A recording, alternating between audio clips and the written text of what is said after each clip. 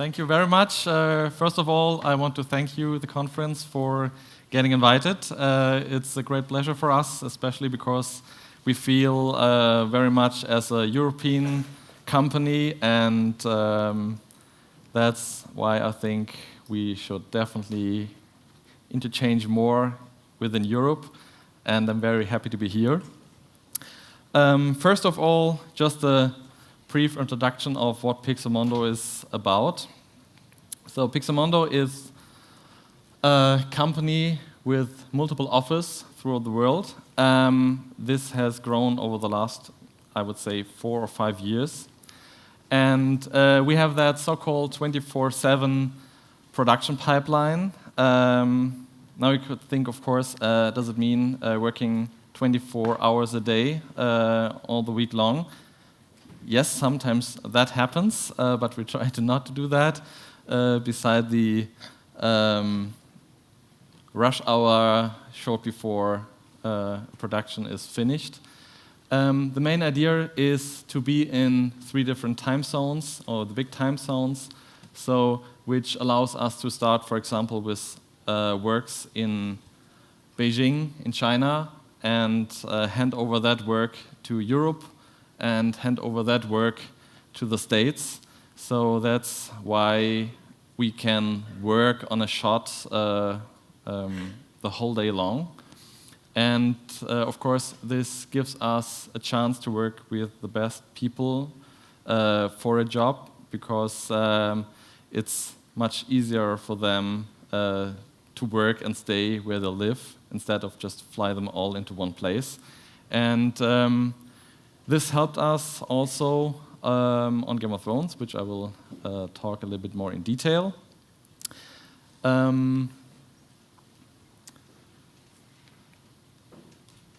Beside the TV work, Game of Thrones is that highly acclaimed HBO series.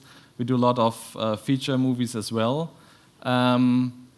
Here's a list what we've done over the last years. And we recently finished Star Trek Into Darkness. I don't know if it's out here in the cinemas. It's just started yesterday in Germany. After Earth is the upcoming movie with Will Smith and his son. Oblivion, latest Tom Cruise movie. We've done nearly half of the work, especially that sequence where, I don't know if you've seen, someone's seen the movie, a pod races through the landscape. And we're just working on a Scandinavian Patterson Findus movie, which is a Swedish, of course, but it's a more European thing where we are just animating the digital cat in a combination of live feature and animation. Beside that, Pixomondo is not just doing TV and feature work. We are also, and that's where we're coming from industrial movies and features and commercials. And to just give you a quick overview of the work, of the different kinds of work we're doing, a showreel of our latest work.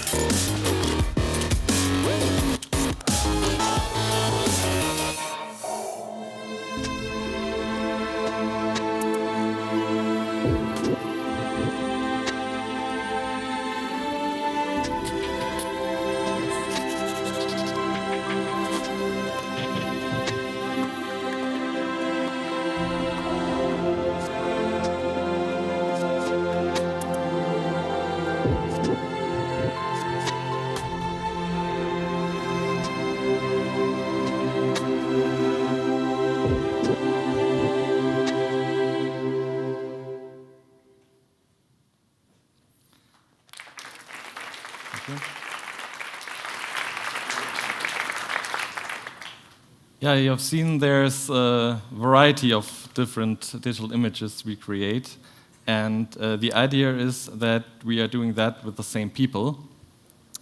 In many companies, there's often a commercial team or a feature team or an animation team which is just doing cartoon-style animations, and we decided to do that all in the same pipeline, and that pipeline is very much based on typical feature work, meaning we have a department structure, so a shot normally goes to a lot of different hands and of different artists with their own specialties in match move, for example, which is the camera tracking, redoing the camera, the real camera in a digital environment. This is handed over to the animation department. This is handed over to the lighting and shading, where all the color comes into the game. And in the compositing department, this is then combined with the real footage, the real elements. And for us, it's not a big difference between feature and commercials, for example. So, and therefore, we also did Game of Thrones in this pipeline. We were very happy to deliver all the visual effects shots on season 2. And this production was very difficult of different reasons. As you can see here, these are some production details.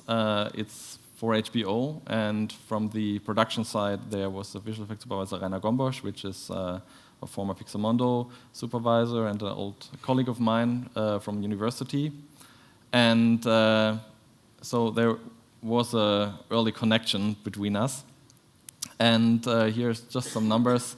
We had a worldwide team of 358 people working on that show because we had to deliver 518 shots for all the 10 episodes, and the overall production pipeline date was 22 weeks, which is not very much for the amount of work to do. And what is, of course, very difficult on a series like Game of Thrones, that we have these weekly deadlines. So while we are working on, let's say, episode 4, episode 1 is already aired. So you never have enough time, and you have to deliver on a certain deadline, and there's no way around that.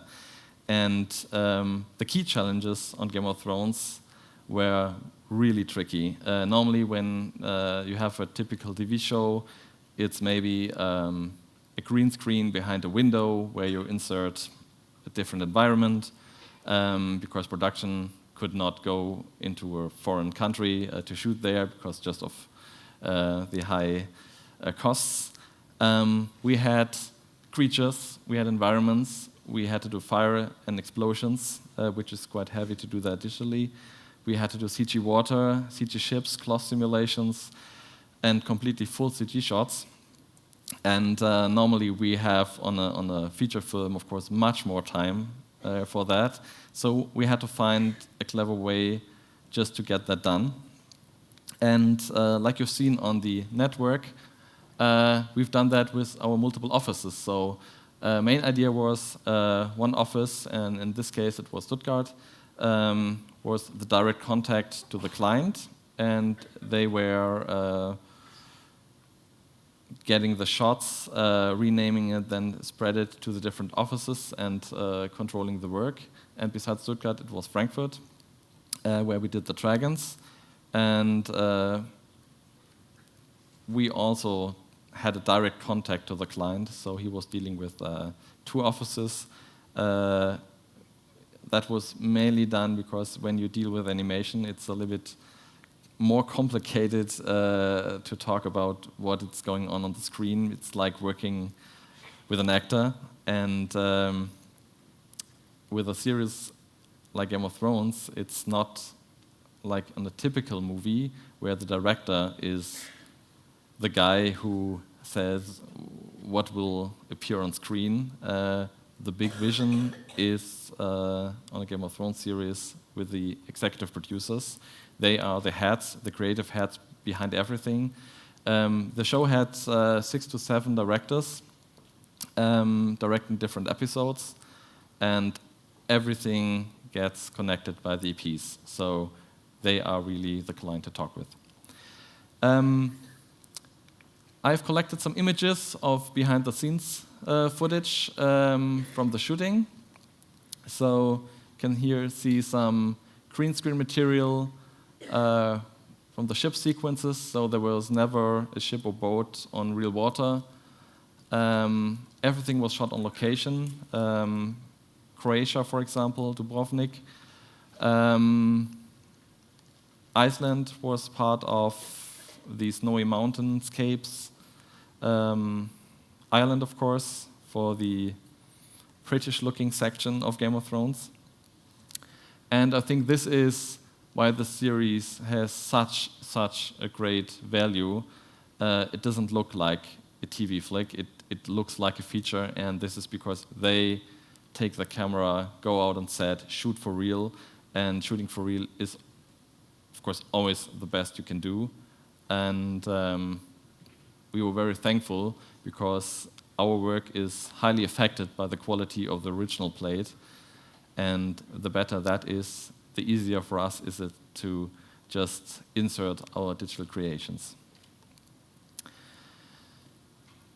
There was one quite tricky task. It's the so-called shadow creature. When you have something like this, it sounds cool, shadow creature, but when you have to bring it on screen, how do you do that? What is a shadow creature? How is it looking like? How it's behaving? And I was asked yesterday sometimes how much freedom do we have in designing the different castles, environments, or creatures. And this was, we can show it a little bit how we did that. So we got a rough concept from the client, and this looked like this. So idea was it should be some kind of cloudy, inky, the face, the actor should be recognizable. So that was our basic information. And this is an additional concept of the birth of the shadow creature. This is an additional one, just from different perspectives to give her a certain mood and style of how it could look like. And with these concept ideas, we start our research and development. And the first step is always just to look into stuff someone has already created. And of course, ink in water is something very interesting and is done for quite a while in the visual effects or special effects world, often seen in commercials as well. A nice commercial is this, where something similar is happening, where you have that ink forming to a dancing person. And of course, and that's a little bit hard to see, maybe you can dim the light a little bit down, but it's very black. It's a scene from Harry Potter where they open the Horcrux, and still dark, sorry for that, where they open the Horcrux and that mystical creature is appearing. We also referenced the mummy, because the creature shouldn't be that much intact anymore. So all these ideas went into a first development. And the development is always split in different phases. So normally we start with a first blocking, which gives us an idea about what do we see in the shot, what is the speed of the creature, what should the creature really do. So this is a typical blocking. So you see that backplate, and it's very rough layouted creature crawling out. If you ever wanted to know where the Terminator came from, this is it.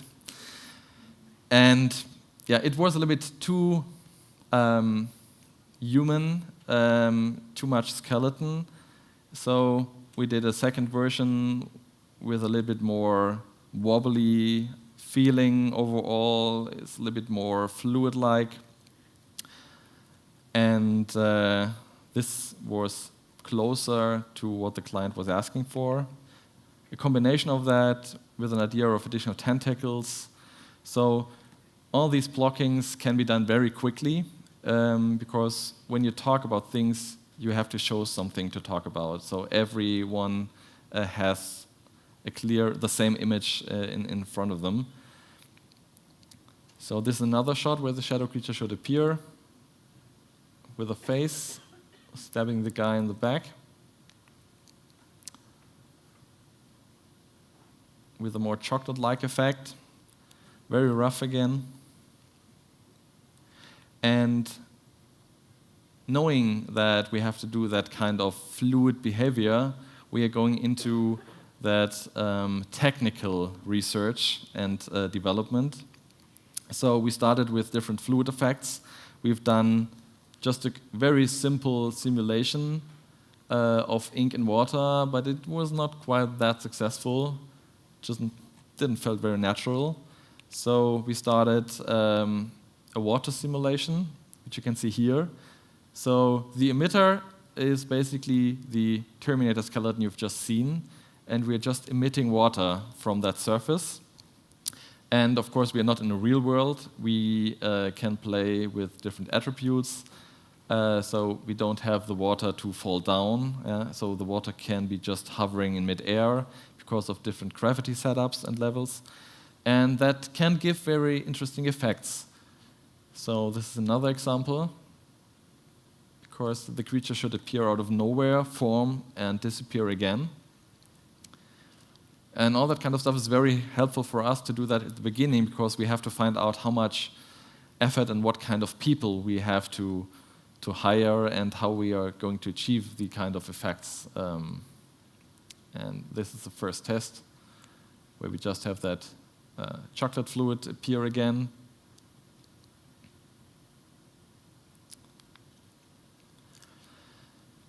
Beside that fluid simulation, we also did that fume effect. And one idea here, and you see it in reverse, was that we use the same control object, base object,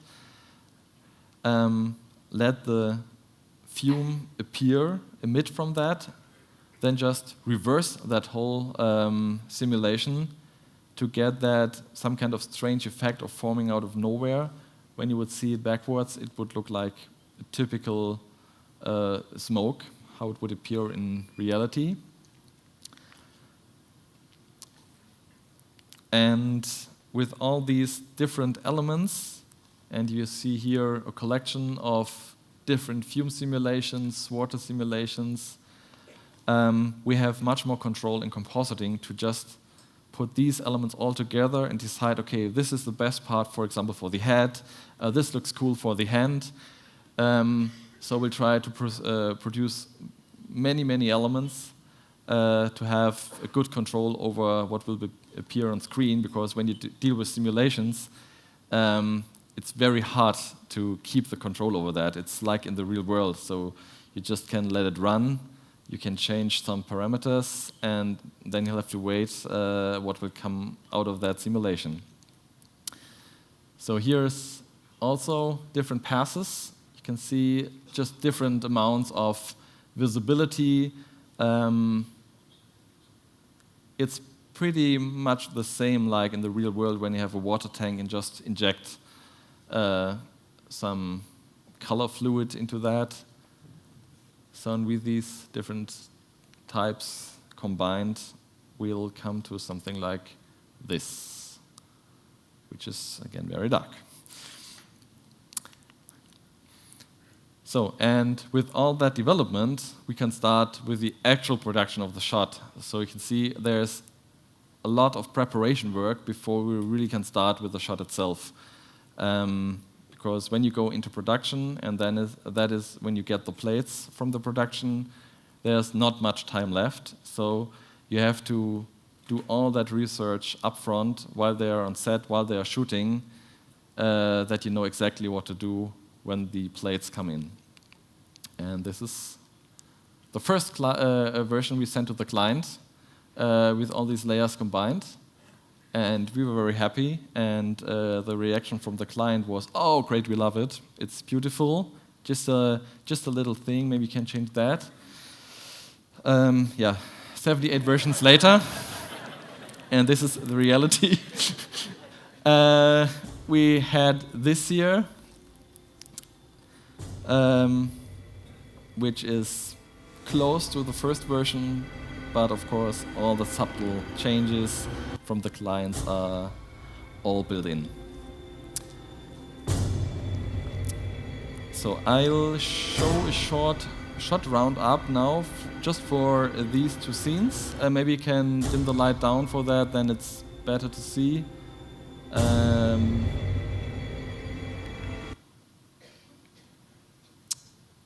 Can we bring down the light?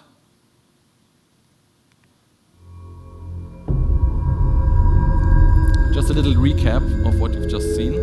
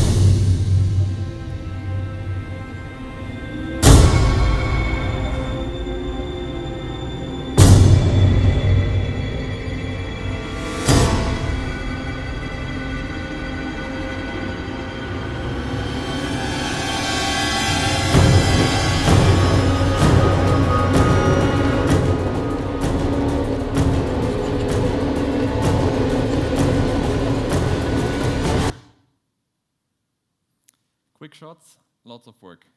So this is happening very often, that just what appears on screen, 2 or 3 seconds, take an enormous amount of preparation work and production work. But it was really fun doing these kind of weird things. Of course, very typical for a TV series is creating environments. And this is also a huge part of Game of Thrones, of the digital extension. And to give you just an overview, this is kind of a map with all the different locations of Game of Thrones. In total, we had 67 environment shots to do, or different environments, in 305 shots. And when you see assets, 25, an asset is something we call when it's reusable.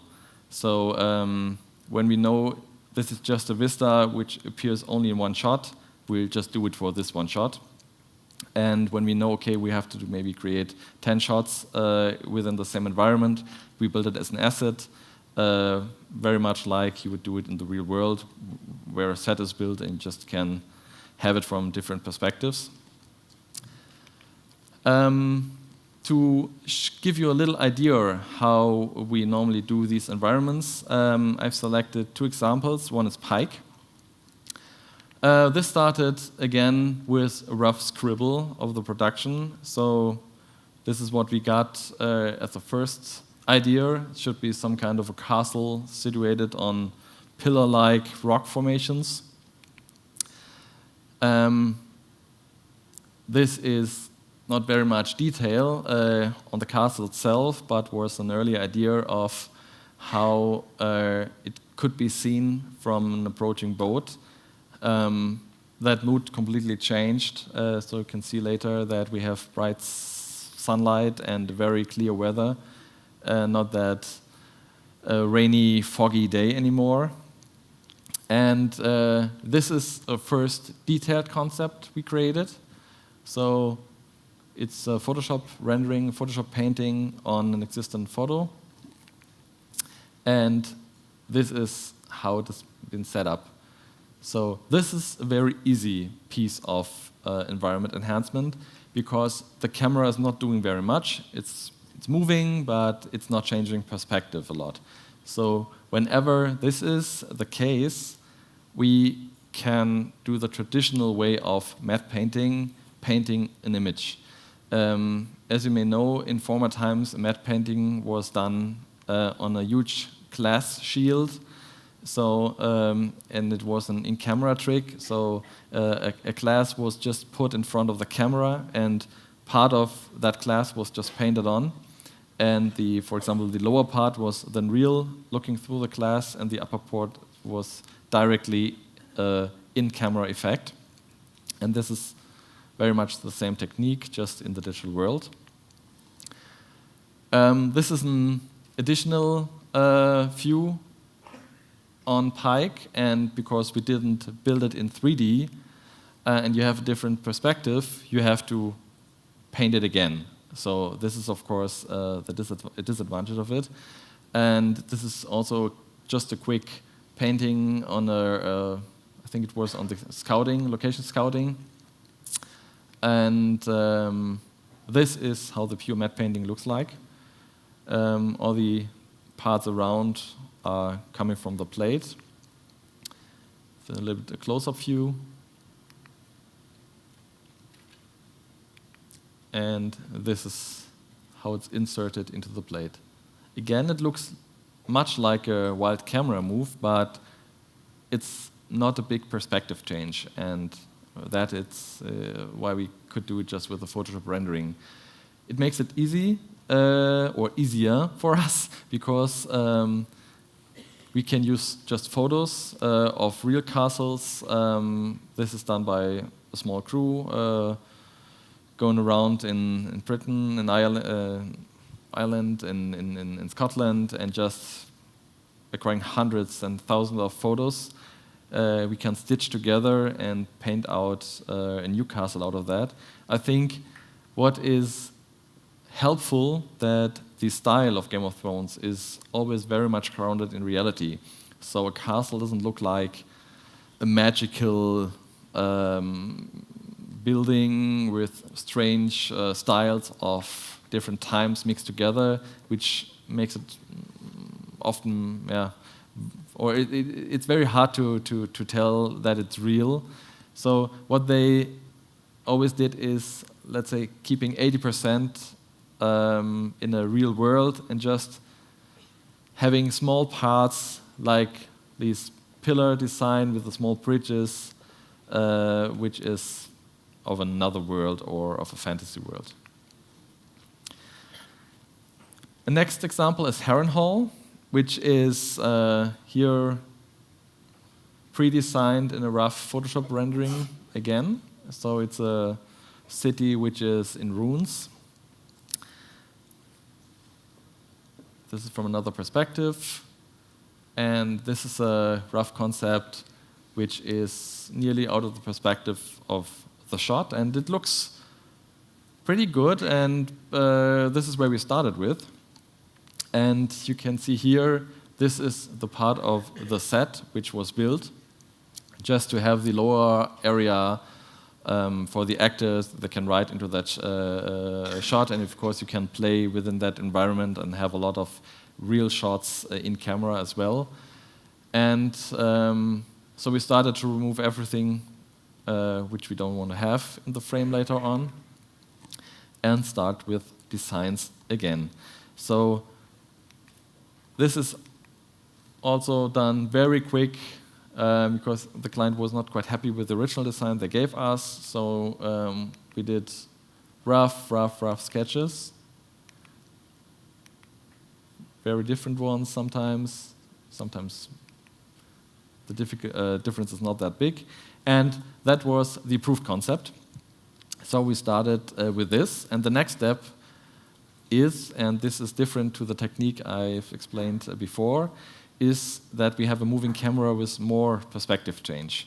So we have to rebuild a very, very rough geometry of that layout, which looks like this. So you can see it's a lot of edges and it's not detailed, but it's enough for what we have to do with that. And when we project that concept onto the geometry, it looks through the camera exactly like the concept itself. And now we can go in and just paint in all the details and make it look nice, again from photographs. And with that projection technique, we can move the camera. So you can see here the steps. This camera is going down and moving back, and always when you move the camera and not just rotate, you have that parallax effect. And you see how it's split up into different layers in depth.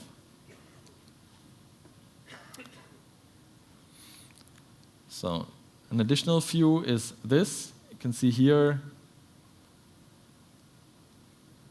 the extension, and you can see it's not always a green screen available on set, because the green screen would be too big, and so rotoscoping is the solution.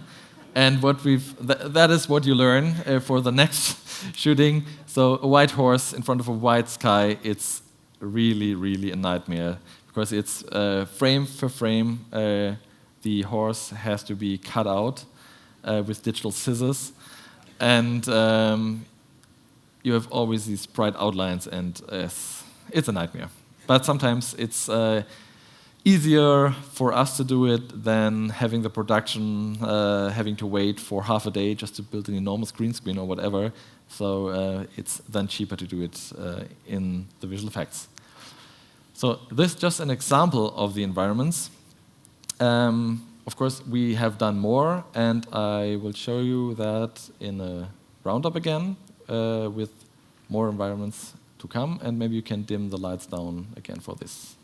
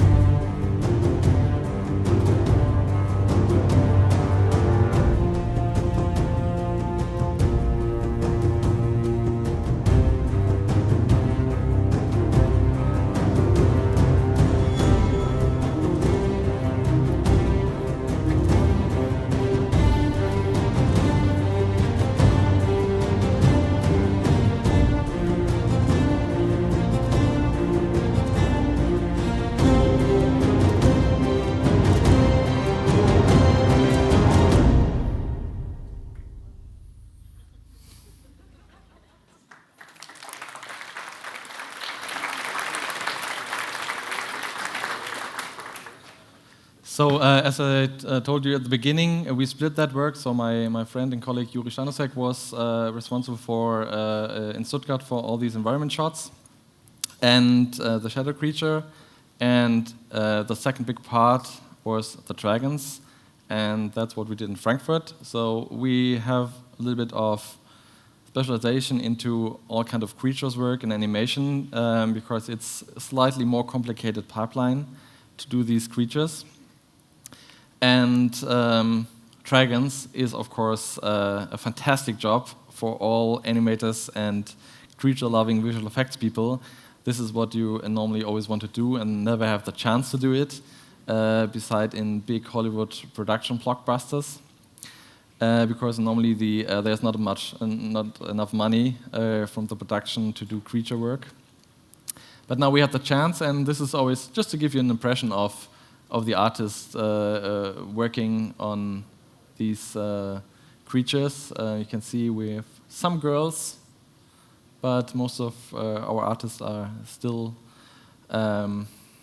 men. So, and just want to encourage all female artists to get into that business. it's very creative and makes a lot of fun. So how should we approach dragons? Again, same idea, research. It starts all with research. There were 3 or 4 dragon shots at the end of the first season. They were done by another company. And of course, when you take over and let's say bring it to the next level or let them grow slightly, it should not be something which is totally off what the audience has seen before. So this is the original shot from the first season. And we took that, or Rainer Gombosch, the supervisor, did the first rough sketch what he envisioned for the dragons. So they became a little bit darker, a little bit more heavy in terms of body proportions.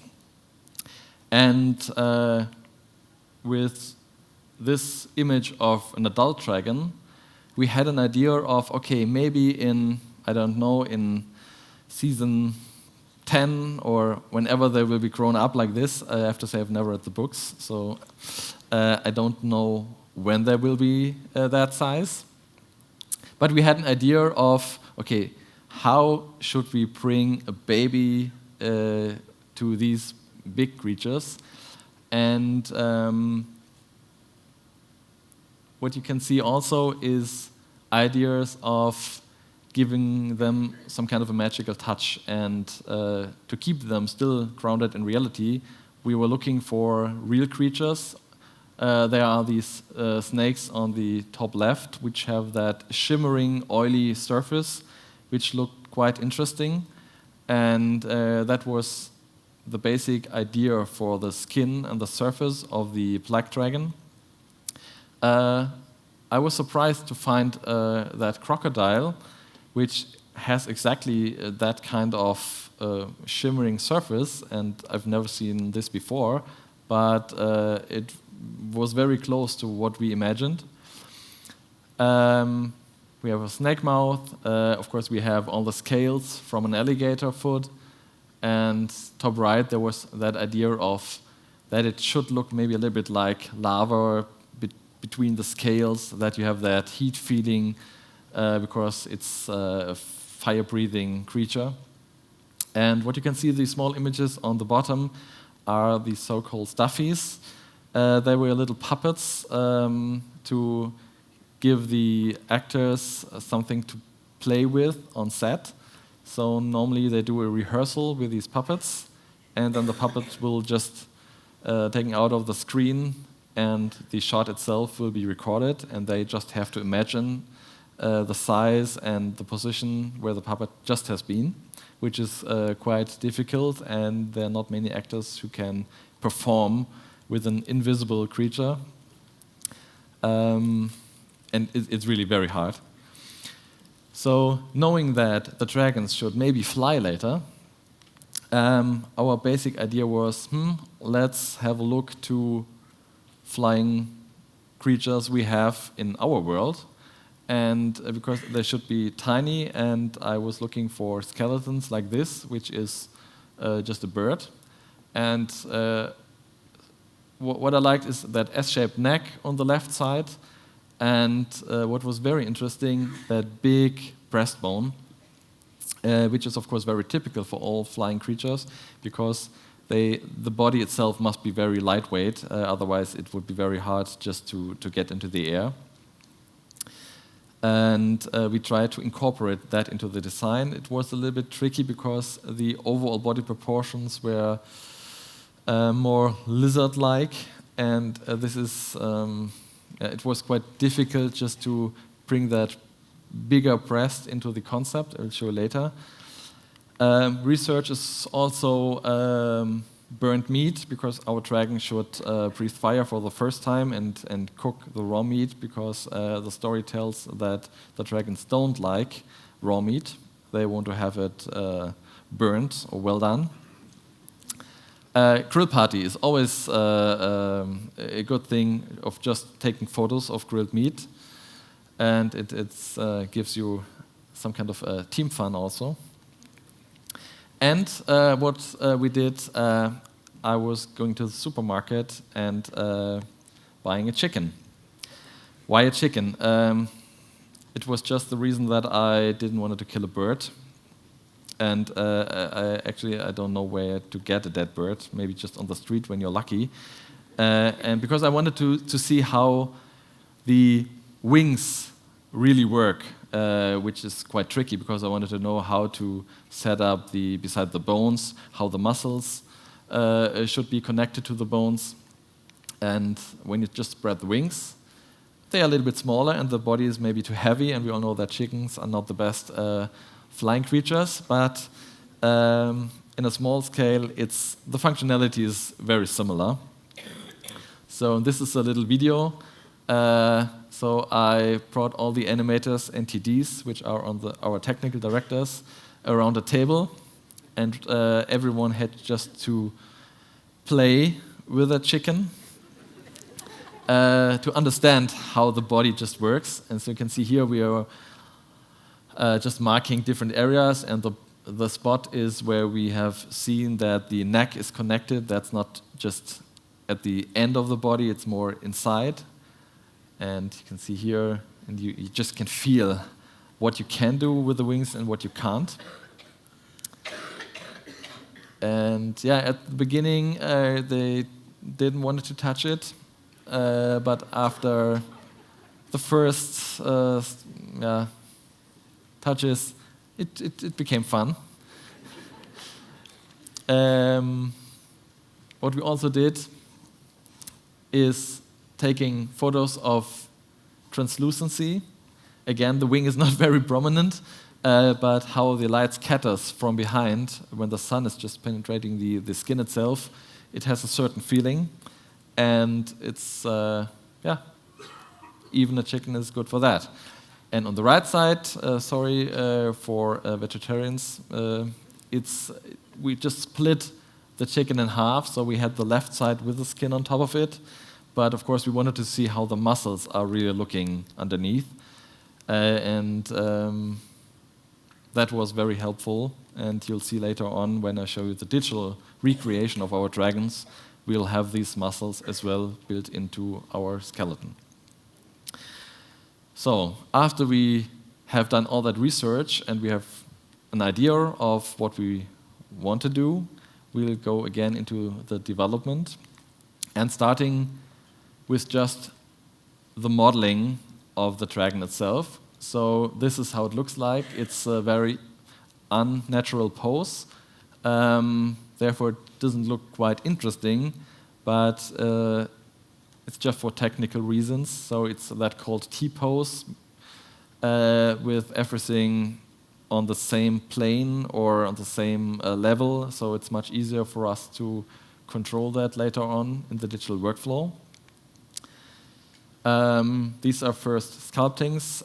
There are, at the time, programs which can give you very much the same behavior like in the traditional way, where you have clay sculptures and you just scratch and scrap with tools into that clay and do, for example, a scanning of that maquette. But actually, I have to say, we don't have to do that anymore. The software is so similar to that and give you so much more freedom just to push and squash and scratch like with real clay. That's much faster now. Beside that pure model, we are, of course, doing just scribbles of how the color scheme could look like. So we knew we have to do 3 dragons at all. They should be different in color, and we thought of maybe they can also have some distinctive patterns on the skin. So we just did that very rough sketches from a side view, so that the EPs and the supervisor can just select, oh, I like this or like this. For example, what we got as feedback that they didn't want to have any kind of stripes or dots or whatever on patterns. They should be very solid and clean. And this is the model with just the first idea of a color scheme for the plaque. And this is just painted bones into the existing model. So as I told you, it's when you just look at the breast, it's not that much like what you've seen at the chicken or the bird. It's way smaller, so that's what we recognized, and we just enlarged it later, and just shrunk the body a little bit, that it just is not that much leaning forward, because otherwise the dragon has no arms. It would fall over. What we also did in the development is dealing with the wing skins. So of course you don't want to animate everything by hand. So simulation takes or helps us here. And this is a cloth simulation which runs nearly in real time in the software, and based on the pure animation of the bones, the skin in between is simulated. What we also did, and this looks very technical and from the animation side very boring, is a map which computes the stretchy behavior or the compression on the skin itself.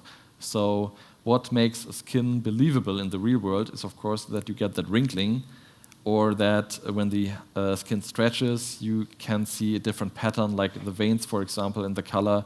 So all these effects we wanted to have in our digital model as well. And so the different colors on the top right show you these different behaviors. So whenever it's green, it's just normal. It's not stretching or squashing.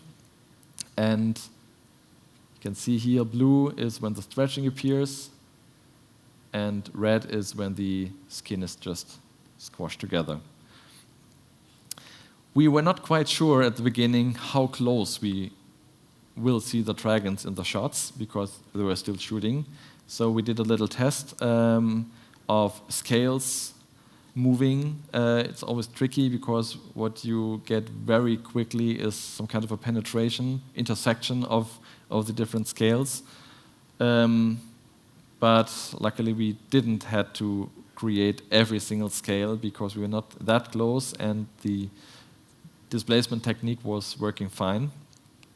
And we knew we had to work with chains. In the 10th episode of the season 2, the dragons were held in prison by the evil guy. And so here you can see how it looks for an animator or an effects CD.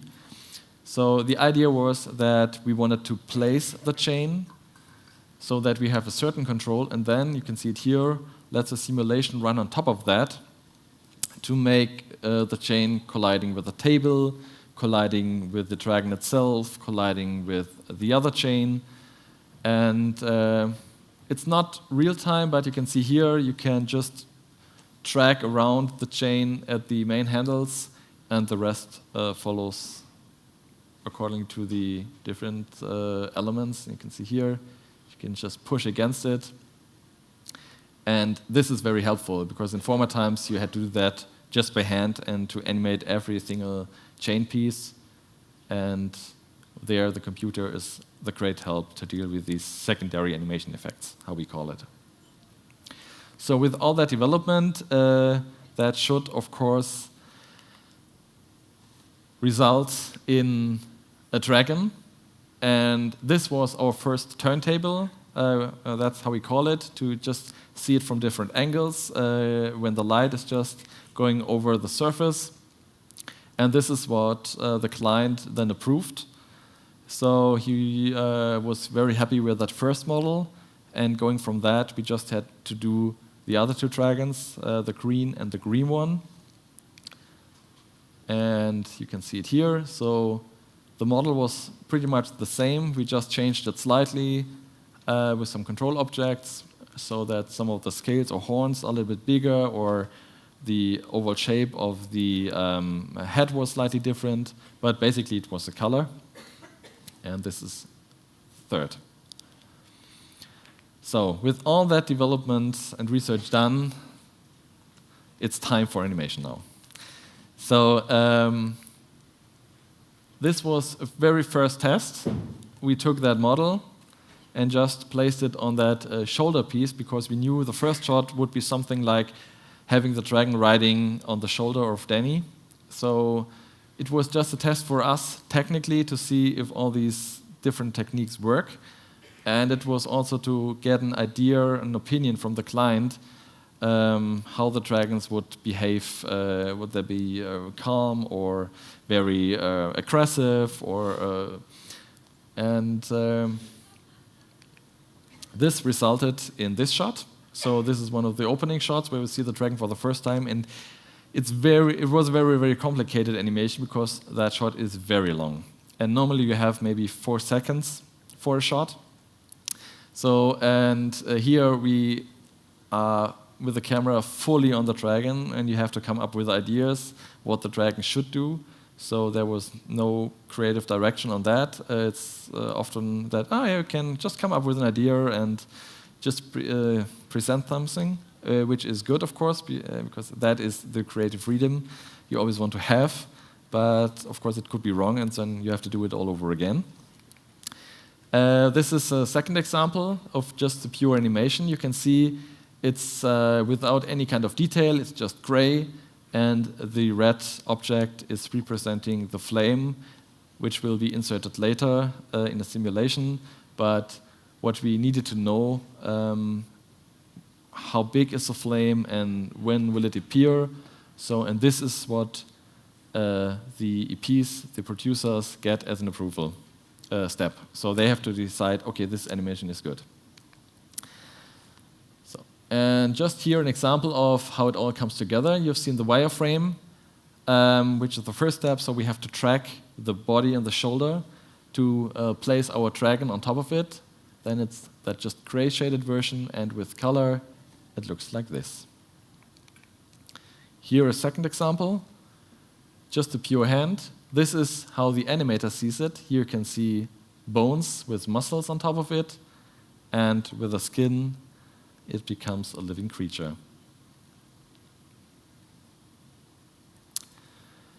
FX is effects. We had one shot where we had to do digital fire, and this is shown here. So it's just some interactive light on set, which was not quite from the right angle, so we had to change it slightly. The fire should be a little bit more, not that realistic, because it's dragon fire, so it should have the same color, but we brought in these tiny explosions, giving them some kind of an mystical feeling. This is the pure simulation, and as I told you before, when you deal with simulations, you have to do lots of different rounds of before you get what you like, or the best the EPs like. And that all, and this is some kind of a conclusion of episode 2, Dragons. I will show you again a roundup, just a quick recap, and then I can show you some of the new footage of Game of Thrones Season 3. We just finished that last week, so I can show you what is already aired in the States. The rest is still top secret. I'm very sorry for that, but I was happy to get some images out of HBO. But first of all, a quick roundup of the dragon shots in episode or season 2.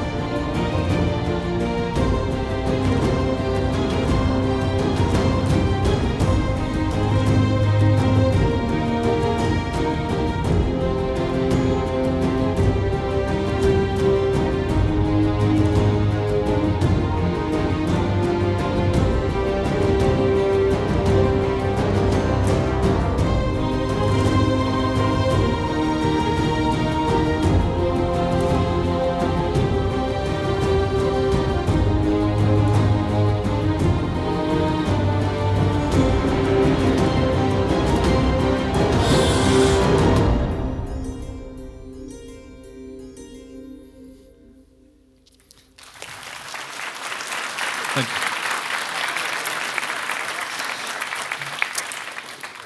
So time-wise, I have a roundup as well for more effects of season 2. I think we're a little late. I'm not sure if you do season 3 very quickly.